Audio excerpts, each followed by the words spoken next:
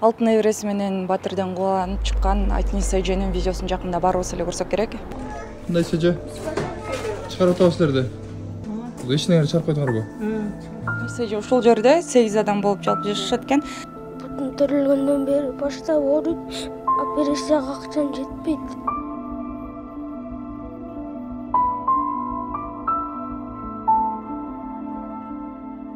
Өзүңүздүн жолдошуңуз, кызыңыздын жолдошу барбы? Кызым бар. 7 ай болду камакта азыр.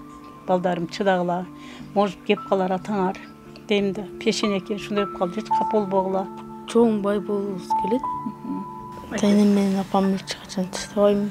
Буюрса биз да бай болобуз, бий болобуз. Ата жолун жолдогула. Силерим келечекте үйлүү болосуңар, жайлуу болосуңар. Аны ыйлаба, баары жакшы болот буюрса.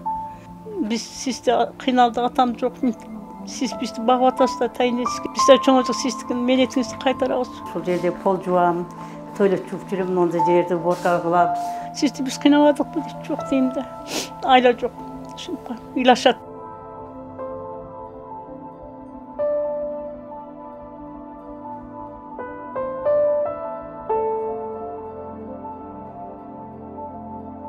Алтын эвреси менен Батырден кубаланып чыккан Айтниса эженин видеосун жакында барыбыз эле көрсөк керек.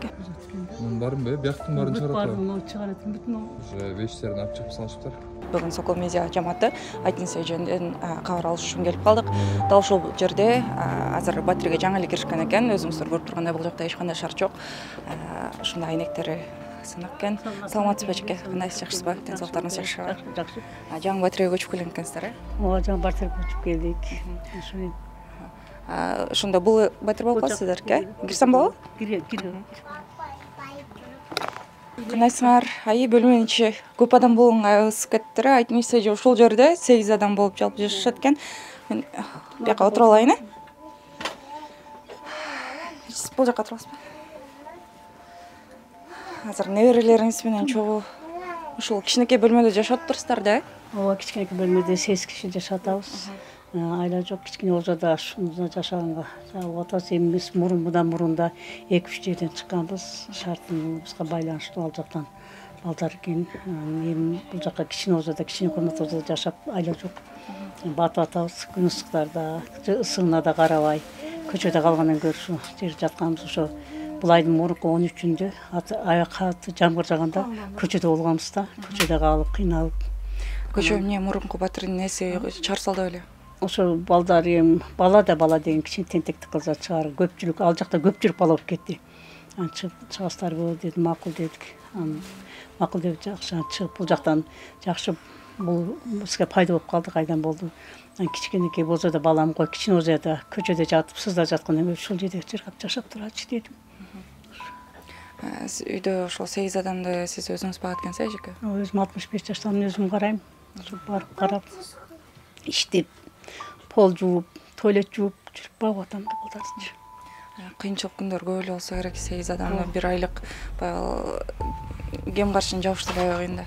Ошо болот экен. Эми ушак болсо да, кичине болсо туалет жуусам деле майлычы. Ушуларды бирөөгө өксүтпөйм, бирөө кыйналбасын деп, ошо кыйынчылыкты ушинтип тирилик кылып кетти. Буларды 1 жылдан бери ушинтип карайм.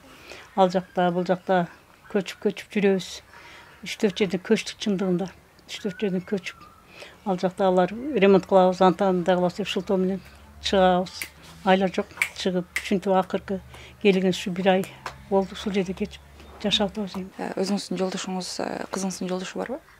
Ооба, менин жолдошум жок, кызым бар. 7 ай болду камакта азыр. Ошого эми ошо камакта болсо булар көчөдө ушинтип жүрсө мен жүрөм деп кыйналсам да мейличи деп. Эми аз акчада бирине жетсе, бирине жетпейт, бирине жетсе, бирине жетпейт экен. Ошондо ушундай кыйынчылыкты көрөт экем да. Кылып атабыз эми. Сиз баягы иштеп акча алып келсеңиз деле баягы неберелериңиздин арасында мектепке барган окуучулар деле бар да, алардын окуу курал жарактарын деле алып бериш кыйыныраак болуш керек. Ошо бири жесе бирине жетпейт, азыр 4 окуйт, бирине жесе бири жетпейт, китебин алса башкадан кийим алса онусуна жетпейт экен, чындыгын бул аз акча эле көп жетпейт экен. Неберелериңиз менен ойноп жүргөн кичинекей балдар буларга катуу сөз айтпайбы?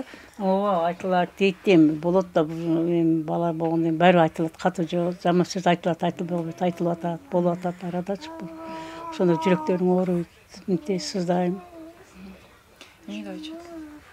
Эми төрөмүз айтышат, сен мындайың жок, атаң жок дегенде жолдорго чейин барат да.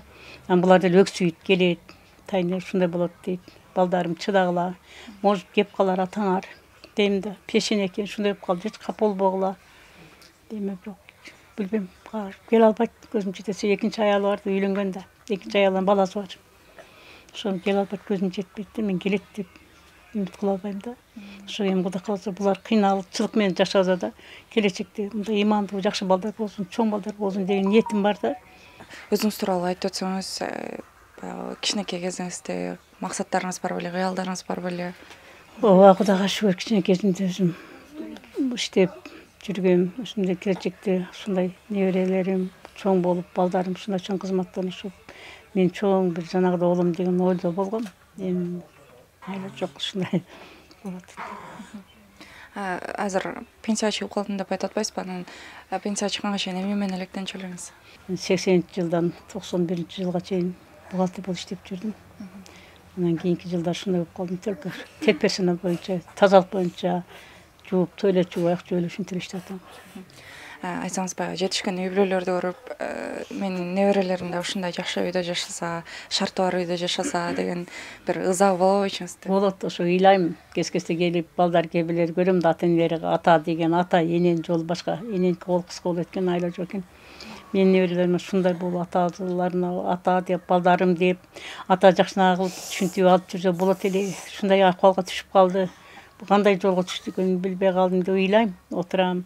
Кудай кааласа балдарым силер акылдуу болгула, ата жолун жолдогула, силерим келечекте үйлүү болосуңар, жайлуу болосуңар, кыйынчылыкты тартасыңар, алдында максатыңарды жакшы койгула деп ушинтип ниет кылам. Сен ыйлап атасың жаныңда. Булар постоянно ыйлашат. Күлөбө бер. Бир келсең. Жаныңыз ыйлаба, баары жакшы болот, буюрса. Сенин кандай кыялдарың бар? Келечекте ким болгуң келет? Бизнесмен болгум келет. Тайнеңди, апаңды буюрса багасыңбы? Ооба. Апаң менен тайнеңе келечекте кандай нерселерди кылгың келет? Мисалы, үй, машина алып берип деген сыяктуу кенен айтып берчи. Апам менен тайнеме машина алып берип, чоң бай болобуз келет. Чоң үйдө жашагың келеби? Ооба. Тайнең баягы жумуштан чарчап келгенде тайнең аяп кетесиңби? Тайнем менен апамды эч качан таштабайм. Буюрса биз абай болобуз, бий болобуз.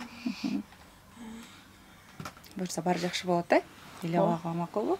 Жаным десе баары ыйлап калышкан турбайбы аркасында? Ыйлабагы.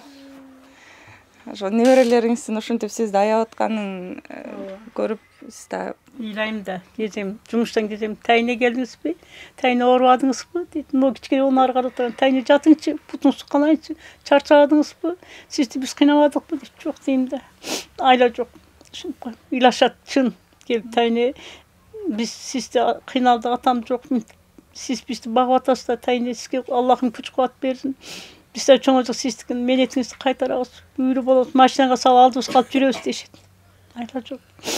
Эжесин азыр бул чоң небереңиз дагы тайнемди эч качан таштабайм деп айтып атат. Таштабайт, аябай жакшы көрөт. Кезем ушундай карашып калып, тайне түзүк элесизби, кыйналбай келдиңизби дейт.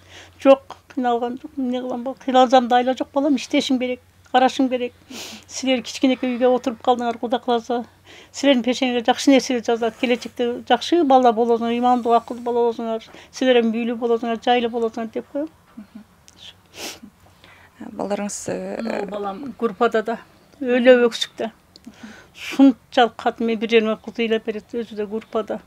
Көп ыйлайт. Балам ыйлаба дедим. Тайне мен бутумдан деп калды. Тайне мектептен Кудайга чоңуп калсам, сиз сөзсүз карайм тайне, кызматыңызды аткарам. Бизди кыйынчылык менен багып атасыз тайне дейт. кичинекей болсо да ошолордун баарын түшүнүшөт экен да. Бүт түшүнүшөт бардыгы. Мен орто жолдо кызыма капа ыйлайм да. Кызым ыйлайт, апа, şu жашка келгенде мен сизди кыйнап минтим дейт. Балам, сен мына балдарың караганың, мени караганың балам. Балдарың кара, оорутпа, сыктатпа. Аллах мага күч кубат берсин. Мен иштейм, карайм деп ошентем. Азыр Баямандагы бизге өзүнүн келечекте максаттары бар экен, ошолорду айтайынчы деп өзү суранып калды. Айта кой. Саламатсыздар, менин атым Баяман. Канча жаштасың? 11. Баяман, сен азыр пулуң ооруйт деп айтып калыштыбы, ошол кененирээк айтып берчи. бутум төрөлгөндөн бери баштап ооруйт. Операцияга акчам жетпейт. Келечекте чоң мыйзам болгон келет. Бизге окшогон элдерге да жардам бергим келет. Ойногондо чуркап жана калганда бутум ооруйт, акча басам. Ошого акча таппайт азыр операцияга. Кыргыз эли мага да жардам берип коюңуздар. Чоңойгондо силерге да жардам берем. Чоңойгондо баардык кыргыз элине жардам бере турбайсыңбы, э? Баягы жетишпеген үй бүлөлөргө буюрса, э? Ооба. Тилегиңе жет. Буюрса акча топтолуп, сага дагы операция жасалат, э, бутуңа. Ыйлаба макулбу? Энең жакшы көрөсүңбү? Ооба. Энең кучактап өп койбойсуңбу? Рахмат айтып.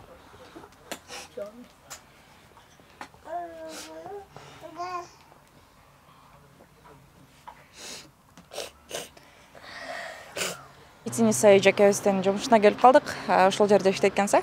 Ооба, ушул жерде иштейм мен. Техничка болуп иштейм. Тазалык боюнча пол жуам, туалеттерди жуам, ошо карайм. Анда азыр жумушуңуздун ичине кире эле, сиз өзүңүздүн кызматтык кийимдериңизди кие аласызбы? Кийип алайын, барып кийип. Мен ушул жерде иштейм, базар казанда иштейм. Элдер айтат, иштебейсиңби, балдарың үйдө отурат, неберелериң карабайсыңбы дейт. Кызымдын 6 баласын карайм. Ушу техничка болуп иштейм, ушул жерде пол жуам. Ушундай тирлик экен, жашоодо ушундай полдор жууп, эки тазалап, туалет жууп жүрөм, моундай жерлерди уборка кылам, тазалайм, күскүлөрдү ачайм, ушундай кылып, полный туалетине чейин, ичине чейин, сыртына чейин полный жууп тазалайм. Ушул моундай кылып, полный эки жактан тазалык боюнча иштейм. Балдарды карабасаң болбойт, кызым өзү жашар эмет, балдар менен болот. Ошондуктан мен туалет тазалап, эки жак жууп, ушундай иш кызматта жүрөм. Ошондуктан айла жоктон силерге кайрылууга укугум болду, эми силерге кайрылыш керек, жардам сурап атам силерденчи. Балдар жашар эмет, кыйынчылык көрүп атабыз. Квартирадан квартирага көчүп атабыз, 15 миңден ушундай төлөп, ай жетишпейт, квартира төлөп, тамагына тамак төлөп, ортодо ачка калган күндөрүбүз ham болот. Ыйлаганда айлаганча жок дегенде ыйлап атам да, ушу пол жууп халал акча табайын деп, ушу пол жууп тирлик кылып атам. Мамлекеттин көп балалуу болгон дейт. Кудайга шүгүр, кызым 6 балалуу болду. Ошого бизге жардам берип коюңуздарды суранам сиздерге. Көп балалуу болуп калдык. Көп балалуу болгондо жардам багыш кыйын экен. Бирөө таштап кеткенине байланыштуу өзүм жалгыз боюн эми, жашым 65 жашта. Ошо тирлик кылып жетпейт экен акчачы. Ошого сиздерден суранып атам, жардам суранып атам. Ошо кыйланганыбыз, ошо көчөдө мүткенибиз. Ушулардын көзүнүн түндү үйлүү жайлоо кылып койсом деген ниетим бар да. Өстөрүнчү үй болуп, кичи үй болсо өстөрүнчү тилегин кылса деген оюм бар. Ошо силерден жардам сурап, кичине ушинтип кыйналып, аяк кыйналган үчүн силерге кайрылууга мындай болдум да. Ошо 8 адамды баягы багыш кыйын эле да, анан кээде ачка калган эле күндөрүңүз болот болуш керек, э? Болот. Болбой койбойт, болот, жетпей калат, бирине жесе бирине жетпей калат. Бул 1,5 акча чындыгында жетпейт экен. Бирин алып келсең бири жетпей калат. Ачка калган күндөрүбүз ham болгон убак. Бул чоңдору түшүнөт да, баягы ачка болуп жетпей атканча, бул кичинекейлер ачка болуп тамак жейм деп ыйлашабы? Ыйлайт, ооба, аябай ыйлайт. Курсак ачат, нан деп ыйлайт.